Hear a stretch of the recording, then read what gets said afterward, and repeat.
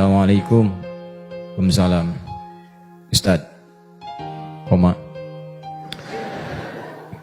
Saya punya saudara, udah biasa saum Daud. Saking sudah melekatnya meskipun sakit, dia tidak mau meninggalkannya, Masya Allah. Bagaimana menurut Ustadz hal ini?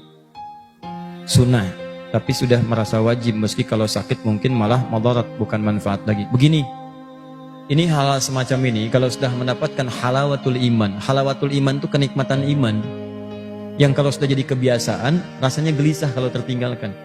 Nih padanannya begini, kita nggak usah bicara puasa Daud dulu deh. Kalau tahajud, kalau antum udah biasa tahajud, tiba-tiba bangun terlambat.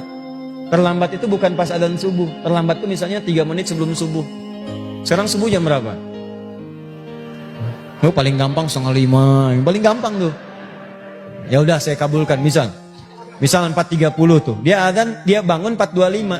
Biasa tahajud, biasa bangun 2:30, bangun jam 3, tiba-tiba bangun 4:25. Itu walaupun tahajud sunnah, karena seakan-akan dia telah merasa dekat dengan itu, jadi begitu bangun dia katakan, saya terlambat, ya Allah, terlambat. Terlambat. Padahal nggak ngerjakan pun nggak dosa. Maka orang seperti ini diberi peluang oleh Nabi, kata Nabi, kalau kamu merasa tidak dapat mengerjakannya, maka kamu ganti nanti saat duhanya dengan menunaikan salat duha diperbanyak. Biasanya cuma 2, 4, jadi 8. Ya, untuk mengganti yang saat di atas yang tidak tertunaikan. Ditambah dengan ibadah lain di tempat berbeda dengan cara yang tidak sama. Tapi mengganti pahala yang di waktu malam. Ada lagi orang sahabat ini biasa baca Al-Baqarah sebelum tidur. Al-Baqarah aja, Al-Baqarah. Tiba-tiba, betul saya serius. Ini nyata, tiba-tiba, ini disebutkan Imam An-Nawawi dalam kitab At-Tibyan. Tiba-tiba beliau ini lupa, Pak, Bu. Lupa baca Al-Baqarah. Tertidur. Begitu tengah malam bangun, kaget. Temannya kena senggolan tangannya. Terbangun juga. Kamu kenapa katanya tiba-tiba begitu? Ana ra'aitu fil manam laqad natahatnil baqarah. Barusan saya mimpi, saya diseruduk Al-Baqarah. Sapi betina Al-Baqarah. Cuman kan kalau nama Quran surat gak boleh diterjemahkan. Maksudnya gak boleh disebut dengan terjemahannya. Terjemahkan boleh, tapi kalau bicara tentang surat itu harus disebut dengan nama surat aslinya, jangan terjemahannya, karena keindahannya tidak akan merasakan. Walaupun Anda tahu terjemahannya, ya Al-Baqarah sapi betina, An-Nisa misalnya ibu-ibu, kan? An-Namal semut, kan? An-Nahl lebah. Tapi jangan bercanda dengan menyebutkan terjemahan. Woi, baca surat apa tuh? Semut. Ente apa? Ibu-ibu. An-Nisa itu maksudnya ya. Nah, itu enggak nyaman. Laqad natahatnil baqarah, saya diseruduk Al-Baqarah, ya. Bangun tuh. Nah, ini menunjuk kebiasaan. Jadi yang pertama, saya bersyukur punya saudara, ya punya teman, Masya Allah, yang bisa seperti ini, teman se-Islam, saudara kita semua, yang punya kebiasaan demikian. Maka silahkan kita bangga dengan itu, pertahankan. Ini bagian dari kenikmatan iman. Hanya juga proporsional. Maksudnya, kalau dengan puasa itu menyulitkan, bahkan membuat fisik kemudian menjadi lemah, bahkan sakit, maka di situ Anda boleh berhenti dulu. Persis seperti Nabi lewat di satu tempat jalan, tiba-tiba ada orang bersandar di pohon. Ini kisah nyata, di hadis Muslim ada, di Al-Bukhari ada. Jadi begitu sedang sandaran jatuh di sandaran pohon, itu lemah begini. Tiba-tiba Nabi bertanya, ini orang biasa puasa. Kamu kenapa, kata Nabi? Kata orang ini, ana shaim. Saya puasa. Shaim itu orang puasa. Jangan diartikan ana shaim. Oh, saya namanya shaim, bukan, ya. Nah, saya sedang puasa. Kata Nabi, laisa minam birrim siyamu fis safar. Kamu itu nggak bagus puasa dalam perjalanan jauh. Maksud Nabi itu bukan nggak boleh puasa. Kalau antum sedang puasa sunnah silakan puasa. Cuman kalau nggak kuat jangan dipaksain. Itu maksudnya. Makanya tolong jangan baca terjemahan ya. Pahami, tanyakan pada alim yang tahu. Maksud hadis ini kalau nggak kuat jangan dipaksain. Sama antum pun demikian nih, sering puasa Daud. Bagus, kita bangga, bahagia, kita senang. Kita ikuti pelan-pelan.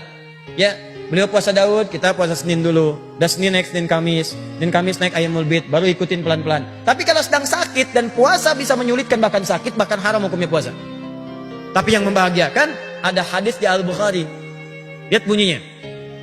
Idza maridal 'abdu aw safar, kutiba lahu mithla ma kana 'alaihi muqiman sahihan. Kalau seseorang itu sakit atau punya uzur sedang dalam perjalanan safar, dan dia punya kebiasaan, karena sakit dan safarnya tidak dikerjakan kebiasaan itu, maka pahalanya tetap diberikan secara sempurna karena kebiasaannya. Ada orang biasa salat sunnah, qobliyah zuhur 4 rakaat, ba'diyah zuhur 2 rakaat, perjalanan dari Bandung mau ke Jakarta, macet tengah jalan, baru kilometer 97 macet akhirnya. Tiba-tiba sampai zuhur, diduga sampai maghrib ke Jakarta. Akhirnya dia tunaikan jamaah qashar dua-dua. Dia tidak kerjakan sholat sunnahnya. Begitu tidak dikerjakan karena kebiasaannya, pahala sholat sunnahnya tetap dituliskan oleh Allah walaupun dia tidak mengerjakannya saat itu. Demikian dengan ini. Dia selalu puasa Daud, tiba-tiba sakit, gak dikerjakan. Hadisnya sahih. Maka karena sakitnya itu diberikan kemudian toleransi, tidak usah puasa, tapi pahalanya dituliskan secara sempurna. Makanya saya sering katakan, ayo bikin kebiasaan yang bagus-bagus. Baca Quran, Bu, saat sedang suci baca Quran, puasa sunnah, gitu kan?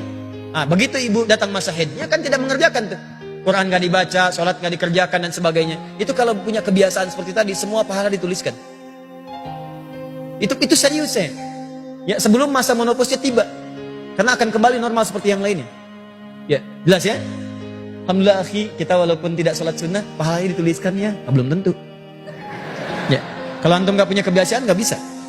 Ya, silakan dan ilmunya dicatat. Ini puasa Daud kan ada. Ya, Ustaz, puasa Daud itu apa? Puasa Daud itu puasa sehari, sehari tidak, selang-seling.